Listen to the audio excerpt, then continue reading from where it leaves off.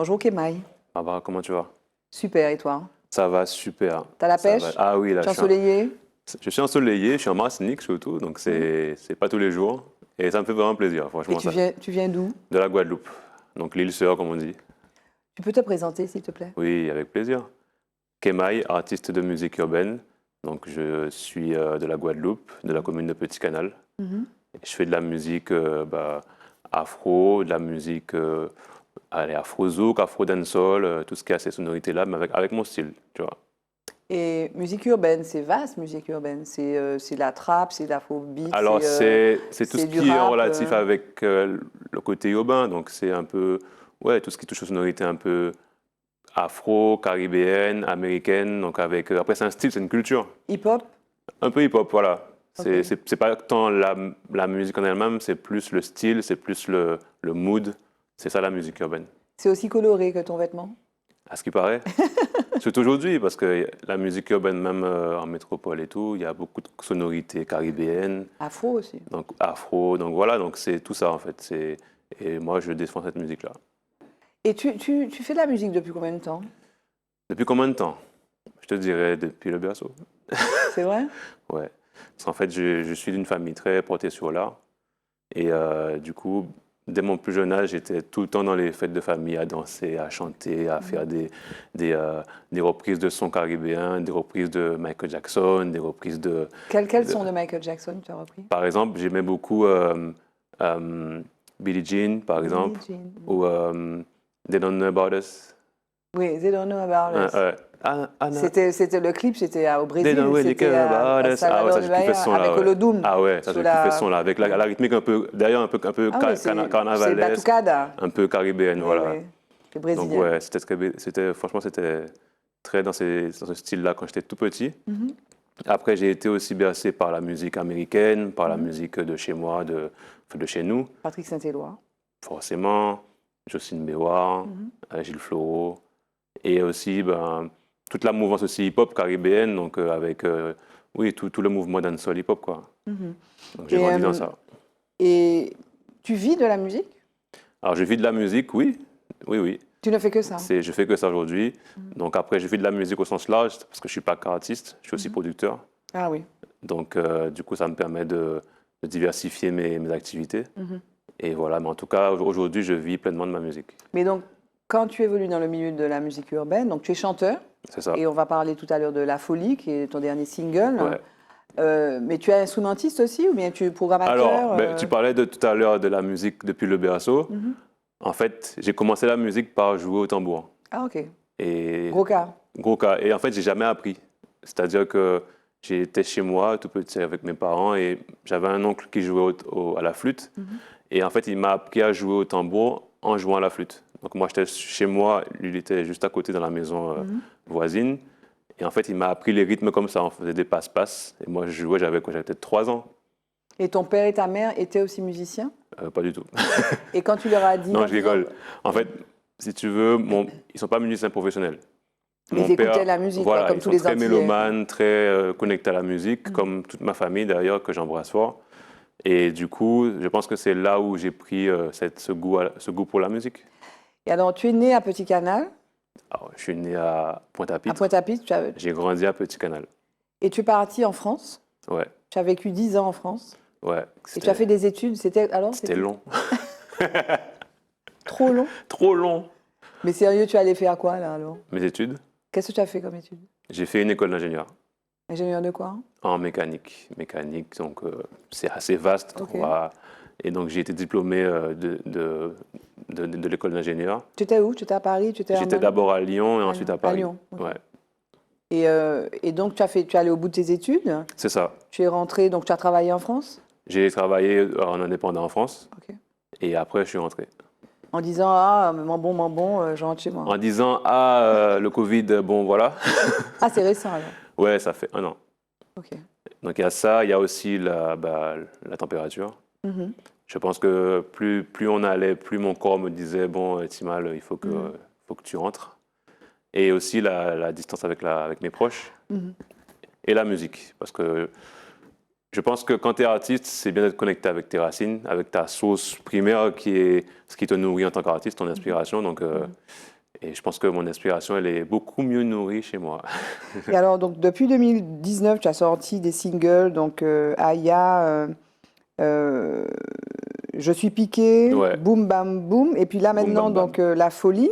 Mais avant, en fait, quand on va sur Internet, Mhm. on trouve des choses Sican Ouais. ou bien Petit Haïtien. Ah, Petit Haïtien, et puis petit maintenant, haïtien. et puis on trouve la folie. C'est la folie, quoi. La folie, c'est une relation entre un homme et une femme. C'est Ouais. super sexy. Il y a une dame qui danse. Enfin, il y a une espèce de passage. Là, tu assumes je sais pas, un statut de lover. C'est ça. Mais en fait, si tu veux, J'aime bien la réponse. C'est ça, oui. ben, je vais t'expliquer. Oui, En explique. fait, dans la vie d'un artiste, je pense que tu as plusieurs phases. Mhm. Et avant, j'étais très dans la dérision ou dans la défense de certaines causes. Par exemple, Petit haïtien, c'était par rapport au séisme qui avait eu lieu en Haïti. Oui. Et du coup, en ce temps-là, je vivais encore en Guadeloupe. Et ben, on est en Martinique ici, tu n'es pas sans savoir qu'ici, il y a des séismes aussi. Oui. Donc, directement, je me suis dit, mais ça aurait pu nous arriver, quoi. Donc, direct, je me suis dit, ah non, il faut que j'écrive quelque chose. Et ça donnait Petit C'est de la haïtien. musique consciente. C'est ça.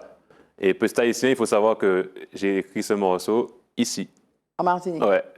En Mais fait, alors, la folie, c'est pas de la musique consciente. justement, on va y venir. Ok. Et je termine avec Petit haïtien. Oui. Et, donc, Petit haïtien, je l'ai composé ici avec un pote à moi qui s'appelle DJ Laz, Mhm. donc, que je big up au passage. Et du coup, première fois en Martinique, pour le coup. Et après, j'ai sorti Petit haïtien. J'ai sorti aussi quelques projets en indépendant et un peu en amateur comme Sican, jusqu'à aboutir à ma rencontre avec Joe Boy. Et donc, Joe Boy qui est mon manager. Et là, on a commencé à bosser ensemble de manière plus professionnelle. Et il m'a amené ce cadre-là, et donc big up à lui. Et depuis, on a sorti Je suis piqué, on a sorti Aya, Boum Bam Bam et La Folie. Et tu parlais du rapport à la femme. Mais avant, justement, le rapport à la femme, pour moi, il était un peu compliqué. Pourquoi? Alors, pourquoi? Parce qu'avant, Quand tu étais plus jeune. en fait, j'étais complexé. Oui, parce que je veux qu'on en parle, parce que quand tu étais plus jeune, et je t'ai entendu le dire dans une interview, tu Ouais, étais obèse c'est ça. et tu étais harcelé à l'école, jusqu'au point où je me suis demandé si tu avais pu imaginer te suicider. Ouais, c'est des moments de ma vie qui étaient compliqués. Parce que, en fait, tu sais, quand tu es petit, tu ne demandes rien à personne. Mhm. Et tu as un peu cette âme innocente où tu vis ta vie et t'as pas, le regard des autres n'a pas forcément d'impact au début. Mais plus tu grandis, quand tu commences à arriver Au au collège. collège, quand tu commences à avoir voilà, le rapport avec les filles, avec ton corps, là, ça change. Et là, tu es directement jugé. Et cette époque-là, ouais, c'était l'époque où bah, simplement être gros, c'était pas à la mode. Hein. Tu vois, Oui, ça allait un peu plus c'était maintenant. pas à la Oui. mode du tout. Oui.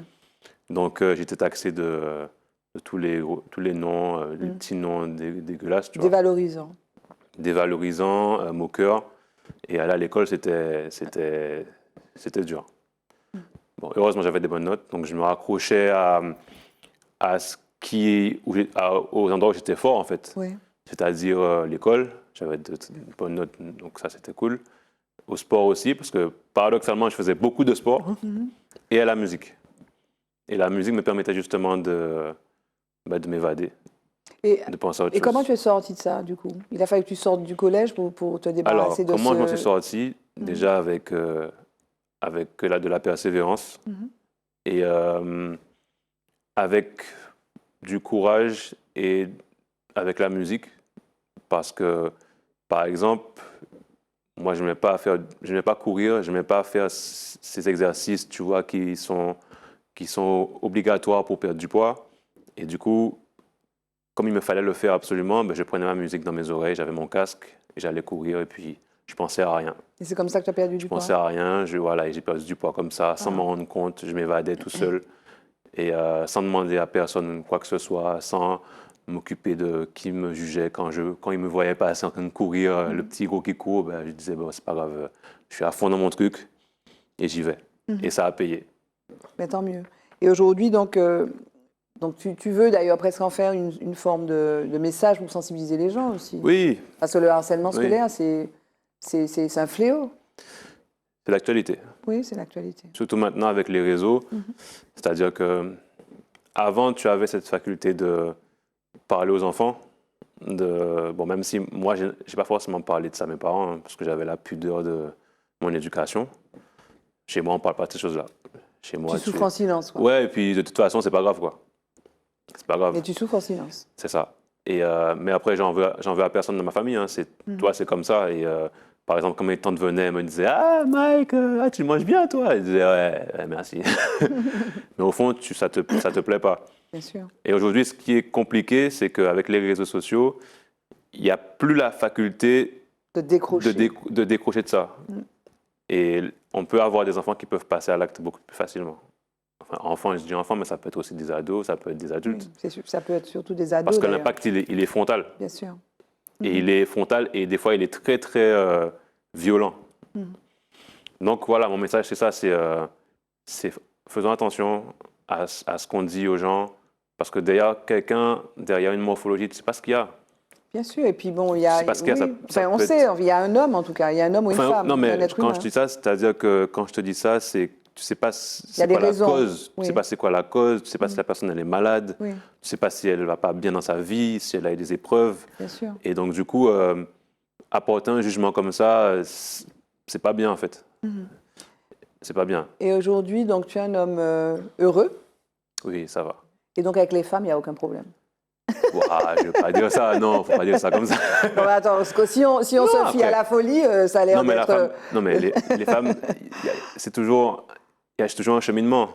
Toi, Oui. c'est jamais, je peux pas dire qu'il n'y a pas de problème avec les femmes. C'est pas comme ça. Au contraire, sinon ça n'a plus de charme. Mais est-ce qu'au niveau musical, c'est pas un créneau, quoi? Quand je te dis, bon, tu es lover, tu assumes ça. Oui. Bon, la musique, cette musique-là, en tout cas, ce clip, La Folie, qui est un très joli clip, hein, et Merci, qui est très merci entraînant. beaucoup.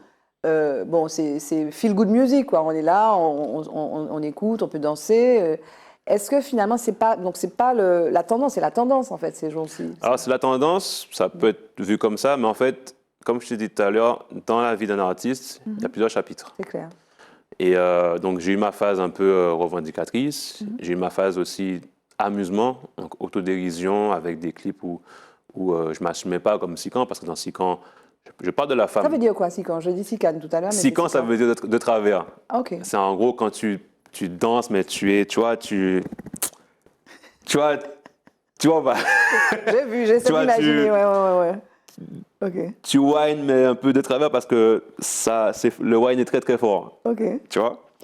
Et donc, du coup, ce morceau-là, c'était de l'autodérision. Parce que j'assumais pas, en vrai. Tu vois, c'était une époque où tout était rigolo et même moi, je ne me prenais pas au sérieux. Et- Alors que Oui. maintenant, j'estime que mes sentiments, ben, je les assume en fait. Et après, ça permet aussi d'avoir une approche différente, de chanter des choses différentes. Parce que la femme, il y a plein de choses à dire. Il n'y a pas la femme. Enfin, il y a peut-être une femme dans ta vie d'ailleurs. Ah, question glissée comme ça, j'aime bien. Non, ma femme, c'est la musique. Ah. Universal Music Africa. Oui, Donc tu as signé à Universal Africa. Ça veut dire quoi? C'est de la distribution notamment, c'est un contrat de distribution, essentiellement. pour l'instant. Ouais. Donc ça veut dire quoi? Que tu es projeté sur le marché africain Ça donne une avec ouverture des- sur le marché africain, donc, parce qu'en fait, ils ont des plateformes que nous, on n'a pas, donc, qui donnent accès à un public différent, donc plus large. Et aussi, ils ont accès à des playlists et à un autre système, en fait, qui permet d'ouvrir notre musique sur le continent africain. Et puis, le but aussi, c'est d'y aller. Est-ce C'est que d'y ça aller. c'est d'y aller et puis, Ah oui, moi, et je puis suis de chaud. faire un featuring, de faire Oui, avec un tout ce duo qui va avec. avec Burna Boy. Avec tout ce qui va avec. Burna Boy. Excuse-moi le succès de Burna Boy. Burna Boy, Wizkid, tout le Ouais, monde. non mais entre les deux, tu préfères quoi? Je préfère Burna Boy. Pourquoi il a autant de succès, Burna Boy? Je pense que c'est parce que c'est tout ça en fait. C'est le monde en fait se nourrit des sonorités africaines aujourd'hui. Donc il est judicieux et ouais, je pense que c'est logique que ça revienne à l'Afrique. Ok. La suite pour toi, c'est quoi? Là, je suis en train de préparer un EP. Ok. Donc D'ailleurs, c'est un long. j'étais Enfin, tu as fait des singles et maintenant tu vas passer. voilà, on va passer dans le à un dur, quoi. projet Voilà, un pour pouvoir projet, ouais. montrer un peu le panel de ce que je sais faire. Ça sort quand? Pas de date pour l'instant, mais on te tient informé. Et donc, tu as enregistré en Martinique le prochain single. Il s'appelle comment, s'il te Ah, plaît? tu sais beaucoup de choses quand même, hein. Je ne sais pas qui t'a dit ça. Il n'y a pas encore de nom, mais en tout cas, on a bossé un single Mhm. et restez connectés. Avec des Martiniquais? Avec Staniski, Ok. donc big up à lui d'ailleurs, gros big up à lui. C'est lui qui a bossé sur Je suis piqué sur l'instru. Et voilà, donc ouais, en tout cas, je suis très content du résultat. Voilà, c'est ce Le- que j'ai à dire. Bon, on attend ça, hein. Le mot de la fin, Kemaï, ce serait quoi? Le mot de la fin. Déjà, merci. Merci à vous de m'avoir reçu, Tata. Euh, Merci à tous ceux qui me suivent, tous ceux qui me donnent la force. Ouais, chaque message, voilà, ça fait vraiment plaisir parce qu'on se donne du mal. Et puis voilà, restez connectés. Suivez-moi sur les réseaux. Kemaï sur Instagram, Kemaï Music, sur Facebook, sur Snapchat, sur TikTok aussi. Voilà, connectez-vous, on est ensemble et puis la suite arrive très très bientôt. Merci, Kemaï. Merci Barbara de m'avoir reçu. On est ensemble. À la prochaine.